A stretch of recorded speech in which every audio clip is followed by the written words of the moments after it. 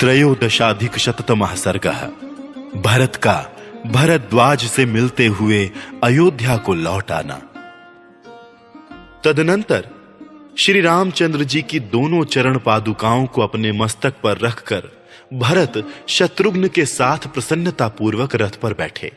वशिष्ठ, वामदेव तथा दृढ़ता पूर्वक उत्तम व्रत का पालन करने वाले जाबाली आदि सब मंत्री जो उत्तम मंत्रणा देने के कारण सम्मानित थे, आगे आगे चले।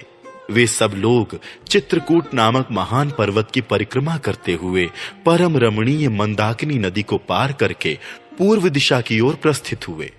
उस समय भरत अपनी सेना के साथ सहस्त्रों प्रकार के रमणीय धातुओं को देखते हुए चित्रकूट के किनारे से होकर निकले। चित्रकूट से थोड़ी ही दूर जाने पर भरत ने वह आश्रम देखा जहां मुनिवर भरद्वाज जी निवास करते थे। अपने कुल को आनंदित करने वाले पराक्रमी भरत महर्षि भरद्वाज के उस आश्रम पर पहुंचकर रथ से उतर पड़े और उन्होंने मुनि के चरणों में प्रणाम किया। उनके आने से महर्षि भरद्वाज को बड़ी प्रसन्नता हुई और उन्होंने भरत से पूछा, तात, क्या तुम्हारा कार्य संपन्न हुआ? क्या श्री रामचंद्र जी से भेंट हुई? बुद्धिमान भरद्वाज जी के इस प्रकार पूछने पर धर्मवत्सल भरत ने उन्हें इस प्रकार उत्तर दिया, मुने, भगवान श्री राम अपने पराक्रम पर दृढ़ रहने वाले हैं। मैंने उनसे बहुत प्रार्थना की, गुरु जी ने भी अनुरोध किया। तब उन्होंने अत्यंत प्रसन्न होकर गुरुदेव वशिष्ठ जी से इस प्रकार कहा, मैं 14 वर्षों तक वन में रहूं, इसके लिए मेरे पिताजी ने जो प्रतिज्ञा कर ली थी, उनकी उस प्रतिज्ञा का ही मैं यथार्थ रूप से पालन करूंगा। उनके ऐसा कहने पर बात के मर्म को समझने वाले महाज्ञानी वशिष्ठ जी ने बातचीत करने में कुशल श्री रघुनाथ जी से यह महत्वपूर्ण बात कही, महाप्राज्ञ, तुम प्रसन्नता पूर्वक ये स्वर्ण भूषित पादुकाएं अपने प्रतिनिधि के रूप में भरत को दे दो और इन्हीं के द्वारा अयोध्या के योगक्षेम का निर्वाह करो। गुरु वशिष्ठ के ऐसा कहने पर पूर्वाभिमुख खड़े हुए श्री रघुनाथ जी ने अयोध्या के राज्य का संचालन करने के लिए ये दोनों स्वर्ण भूषित पादुकाएं मुझे दे दी। तत्पश्चात मैं महात्मा श्री राम की आज्ञा पाकर लौट आया हूं और उनकी इन मंगलमयी चरण पादुकाओं को लेकर अयोध्या को ही जा रहा हूं। महात्मा भरत का यह शुभ वचन सुनकर भरद्वाज मुनि ने यह परम मंगलमय बात कही, भरत, तुम मनुष्यों में सिंह के समान वीर तथा शील और सदाचार के ज्ञाताओं में श्रेष्ठ हो। जैसे जल नीची भूमि वाले जलाशय में सब ओर से बहकर चला आता है, उसी प्रकार तुम में सारे श्रेष्ठ गुण स्थित हों, यह कोई आश्चर्य की बात नहीं है। तुम्हारे पिता महाबाहु राजा दशरथ सब प्रकार से उऋण हो गए, जिनके तुम जैसा धर्म प्रेमी एवं धर्मात्मा पुत्र है। उन महाज्ञानी महर्षि के ऐसा कहने पर भरत ने हाथ जोड़कर उनके चरणों का स्पर्श किया। फिर वे उनसे जाने की आज्ञा लेने को उद्यत हुए।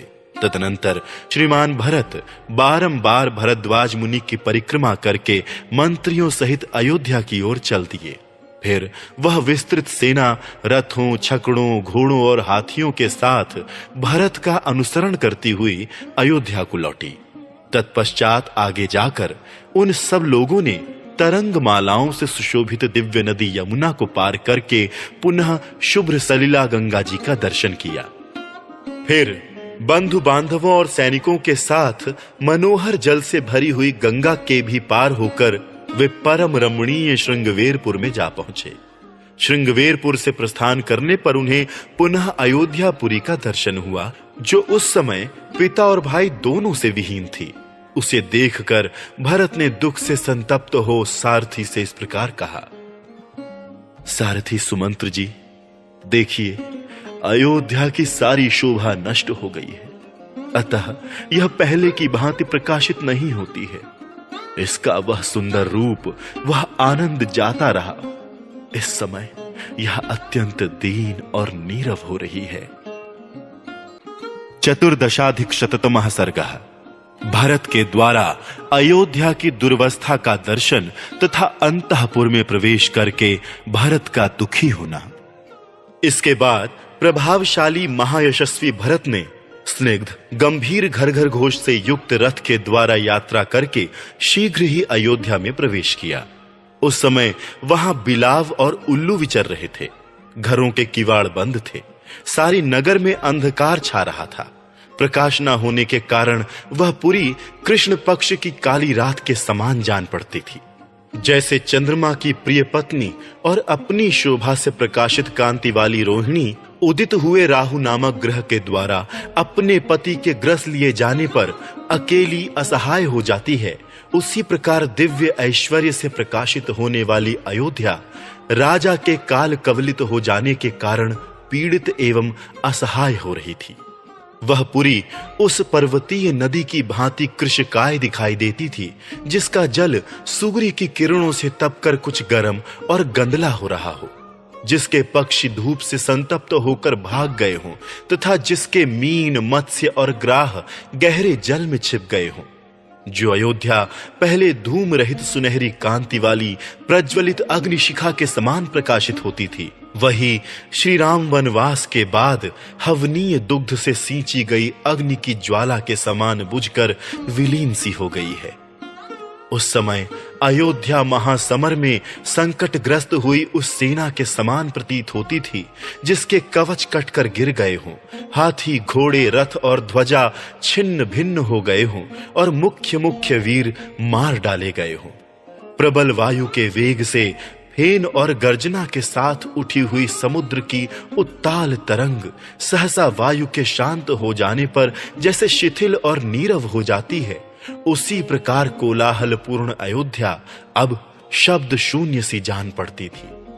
यज्ञ काल समाप्त होने पर स्फय आदि यज्ञ संबंधी आयुधों तथा श्रेष्ठ याजकों से सुनी हुई वेदी जैसे मंत्रोच्चारण की ध्वनि से रहित हो जाती है, उसी प्रकार अयोध्या सुनसान दिखाई देती थी।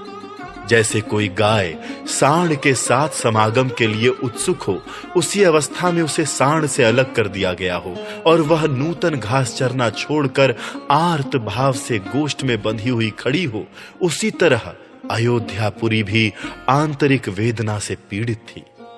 श्री राम आदि से रहित हुई अयोध्या मोतियों की उस नूतन माला के समान श्रीहीन हो गई थी, जिसकी अत्यंत चिकनी चमकीली उत्तम तथा अच्छी जाति की पद्म राग आदि मणियां उससे निकालकर अलग कर दी गई हों। जो पुण्य क्षय होने के कारण सहसा अपने स्थान से भ्रष्ट हो पृथ्वी पर आ पहुंची हो, अतएव जिसकी विस्तृत प्रभा क्षीण हो गई हो, आकाश से गिरी हुई उस तारिका की भांति अयोध्या शोभाहीन हो गई थी।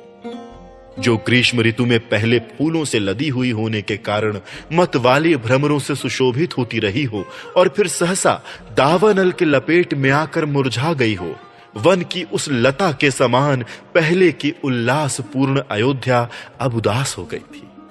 वहां के व्यापारी वणिक शोक से व्याकुल होने के कारण किंकर्तव्य विमूढ़ हो गए थे। बाजार हाट और दुकानें बहुत कम खुली थी। उस समय सारी पुरी उस आकाश की भांति शोभाहीन हो गई थी, जहां बादलों की घटाएं घिराई हों और तारे तथा चंद्रमा ढक गए हों। वह नगरी उस उजड़ी हुई पान भूमि के समान श्रीहीन दिखाई देती थी, जिसकी सफाई न की गई हो, जहां मधु से खाली टूटी फूटी प्यालियां पड़ी हों और जहां के पीने वाले भी नष्ट हो गए हों। उस पुरी की दशा उस पौंसले की सी हो रही थी जो खंभों के टूट जाने से ढह गया हो, जिसका चबूतरा छिन्न भिन्न हो गया हो, भूमि नीची हो गई हो, पानी चुक गया हो और जलपात्र टूट फूट कर इधर उधर सब ओर बिखरे पड़े हो। जो विशाल और संपूर्ण धनुष में फैली हुई हो, उसकी दोनों कोटियों में बांधने के लिए जिसमें रस्सी जुड़ी हुई हो, किंतु वेगशाली वीरों के बाणों से कटकर धनुष से पृथ्वी पर गिर पड़ी हो, उस प्रत्यंचा के समान ही अयोध्यापुरी भी स्थान भ्रष्ट हुई सी दिखाई देती थी, जिस पर युद्ध कुशल घुड़सवार ने सवारी की हो और जिसे शत्रु पक्ष की सेना ने सहसा मार गिराया हो। युद्ध भूमि में पड़ी हुई उस घोड़ी की जो दशा होती है, वही उस समय अयोध्यापुरी की भी थी। रथ पर बैठे हुए श्रीमान दशरथ नंदन भरत ने उस समय श्रेष्ठ रथ का संचालन करने वाले सारथी सुमंत्र से इस प्रकार कहा, अब अयोध्या में पहले की भांति सब ओर फैला हुआ गाने बजाने का गंभीर नाद सुनाई नहीं पड़ता। यह कितने कष्ट की बात है। अब चारों ओर वारुणी की मादक गंध व्याप्त हुई फूलों की सुगंध तथा चंदन और अगुरु की पवित्र गंध फैल नहीं रही है। अच्छी अच्छी सवारियों की ध्वनि, घोड़ों के हींसने का सुस्निग्ध शब्द, मतवाले हाथियों का चिंघाड़ना तथा रथों की घरघराहट का महान शब्द, ये सब नहीं सुनाई दे रहे हैं। श्री रामचंद्र जी के निर्वासित होने के कारण ही इस पुरी में इस समय इन सब प्रकार के शब्दों का श्रवण नहीं हो रहा है। श्री राम के चले जाने से यहां के तरुण बहुत ही संतप्त हैं। वे चंदन और अगुरु की सुगंध का सेवन नहीं करते तथा बहुमूल्य वनमालाएं भी नहीं धारण करते। अब इस पुरी के लोग विचित्र फूलों के हार पहनकर बाहर घूमने के लिए नहीं निकलते हैं। श्री राम के शोक से पीड़ित हुए इस नगर में अब नाना प्रकार के उत्सव नहीं हो रहे हैं। निश्चय ही इस पुरी की वह सारी शोभा मेरे भाई के साथ ही चली गई।